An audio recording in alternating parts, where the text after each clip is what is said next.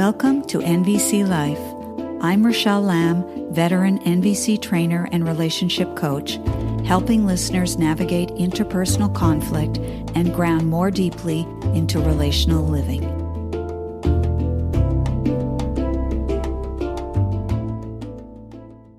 Greetings, fellow humans. When people come to one of my workshops in nonviolent communication, I find that a good many of people have never heard of nonviolent communication or heard of Marshall Rosenberg's work. And so what I include in the handouts is an excerpt from the book Nonviolent Communication, A Language of Life. And I include the excerpt that begins on page 1 of the book. And I'm going to share that with you now because it's both short and concise, and it includes a lot of very valuable information about nonviolent communication. So here it is in Marshall Rosenberg's words: believing that it is our nature to enjoy giving and receiving in a compassionate nature, I have been preoccupied most of my life with two questions. What happens to disconnect us from our compassionate nature, leading us to behave violently and exploitatively? And conversely, what allows some people to stay connected to their compassionate nature under even the most trying circumstances? My preoccupation with these questions began in childhood around the summer of 1943 when our family moved to Detroit, Michigan. The second week after we arrived, a race war erupted over an incident at a public park. More than 40 people were killed in the next few days. Our neighborhood was situated in the center of the violence, and we spent 3 days locked in the house. When the race riot ended and school began, I discovered that a name could be as dangerous as any skin color. When the teacher called my name during attendance, 2 boys glared at me and hissed, "Are you a kike?" I'd never heard the word before and didn't know some people use it in a derogatory way to refer to Jews. After school, the same 2 boys were waiting for me. They threw me to the ground and kicked and beat me. Since that summer in 1943, I have been examining the 2 questions I mentioned. What empowers us, for example, to stay connected to our compassionate nature even under the worst circumstances? I'm thinking of people like Etty Hillesum, who remained compassionate even while subjugated to the grotesque conditions of a German concentration camp. As she wrote in her journal at the time, "I am not easily frightened, not because I am brave, but because I know that I am dealing with human beings, and that I must try as hard as I can to understand everything that anyone ever does." And that was the real import of this morning.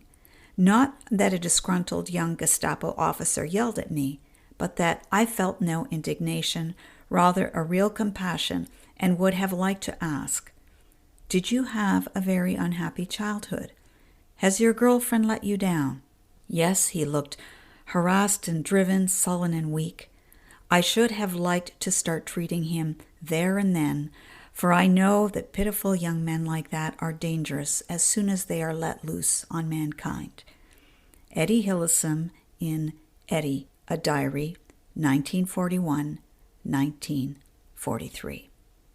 That is the opening to the book, Nonviolent Communication, A Language of Life, and I'm going to repeat the questions.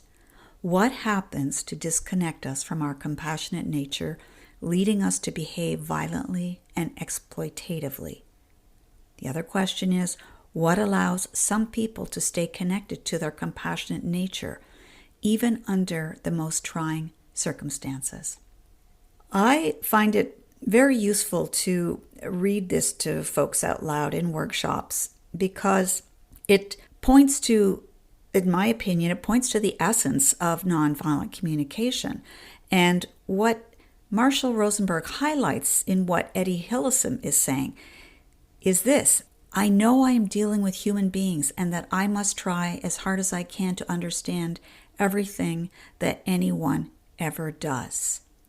And then Etty goes on to say, and that was the real import of this morning, not that a disgruntled young Gestapo officer yelled at me, but that I felt no indignation, rather a real compassion.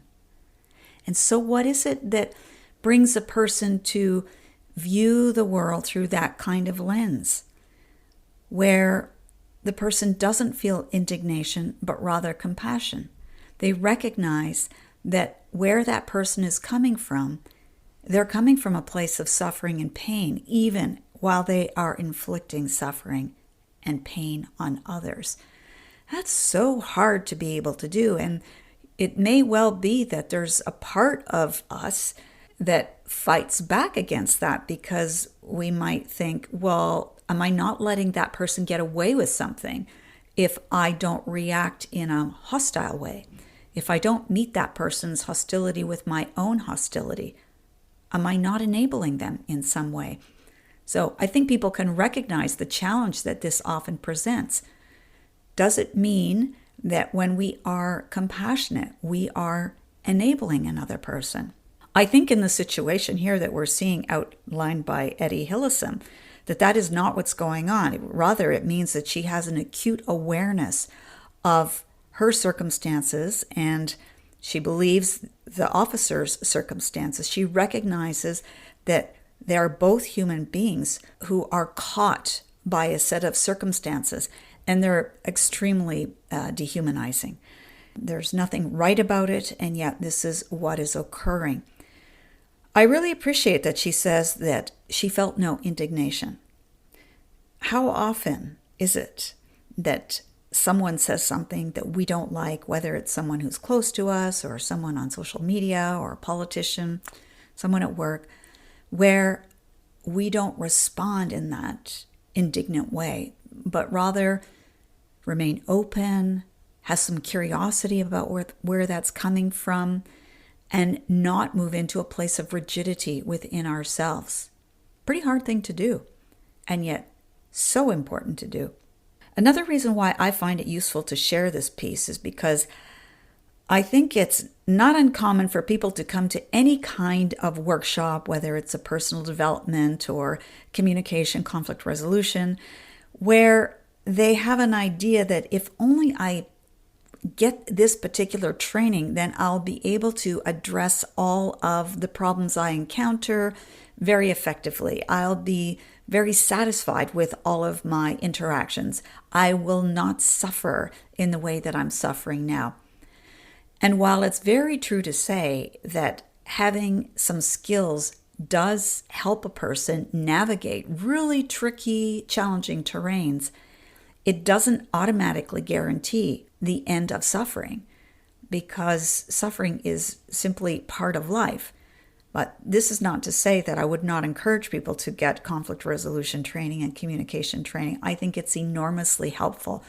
I just don't think it's fair to expect results from a communication model that it can't actually deliver. In this particular piece that I read about Etty Hillesum and the Gestapo officer, things do not turn out well for Etty. Etty dies in that concentration camp, and that's important to recognize. But what's different here is that even though she dies in those horrible circumstances, she retains her humanity. And that to me is what is so important, that even as really challenging people show up in our lives, or challenging situations and circumstances show up in our lives, can we retain our own humanity? One way I've often said it is, never let another person's less than admirable behavior justify your own. Never let another person's less than admirable behavior justify your own, which is a place that we so easily go to. I don't know about you, but it takes a lot of work. It takes a lot of vigilance. It takes a lot of discipline to stay on a track where you don't get seduced by the desire to get back at someone or teach someone a lesson, that kind of thing. Instead, to say, well, I would prefer at the end of the day to have considered my actions and my words, at the very least, kind and compassionate. Now, I do want to point out here that kindness and compassion doesn't mean that the other person regards what you're saying as kind and compassionate. Sometimes it's not the case. Sometimes in order to express one's boundary, for instance, there's a necessity to say something or confront the other person with their own behavior, which I view as distinctly different. The other person might say things like, and I've heard this before from many people, sometimes a person might say something like, hey, you're not practicing empathy. You're not practicing nonviolent communication. And what they mean is, since I don't like what you're saying and I don't feel comforted in your presence, then that means you're not practicing what you claim to be practicing. Something like that. But that is not always the case. It's not often the case. It simply means that you're maintaining your integrity. You hold something as having value. And if you're really practicing nonviolent communication, what you're standing for at that moment is also something that holds the needs of everyone in consideration. So it's not about you getting your way. It's about you establishing something that is both important and life-serving, in the service of life. That could be, for instance, if you are an activist and you're speaking on behalf of animals or wildlife that cannot protect themselves. It doesn't mean that the person who wants to go in and do some mining, for instance, or build a dam, is going to like what you're saying when you express your need to care for all of life.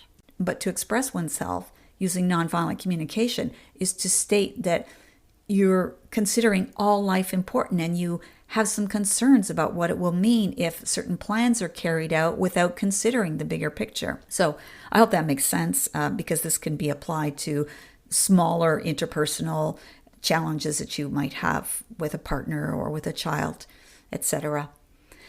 And so this particular opening to the chapter, I think, is very grounding, and it does help us to really consider the questions that Marshall is asking. What happens to disconnect us from our compassionate nature, leading us to behave violently and exploitatively? And what allows some people to stay connected to their compassionate nature under even the most trying circumstances? Now, for those of you who've read the book, you know that Marshall goes into quite a bit of detail talking about how our social structures and our education have a lot to do with how you answer these questions. We recognize that, in fact, we're taught to be violent, to behave violently, or behave exploitatively. But we can adopt a different way, and a more natural, I believe, and life-serving way of being in the world and being with each other in the world. So I'm going to end right there with that, and I hope you will hold these questions close to your heart. I will include a link to the first chapter if you'd like to read the whole chapter, which is available on nonviolentcommunication.com website, and you can go and have a look at that. Until the next episode, be well. Thank you for tuning into NVC Life. For future episodes, be sure to subscribe on iTunes, Spotify, or YouTube. For free resources or to book a private session with me, head over to RachelleLamb.com. Until the next time, stay sane, grateful, and generous.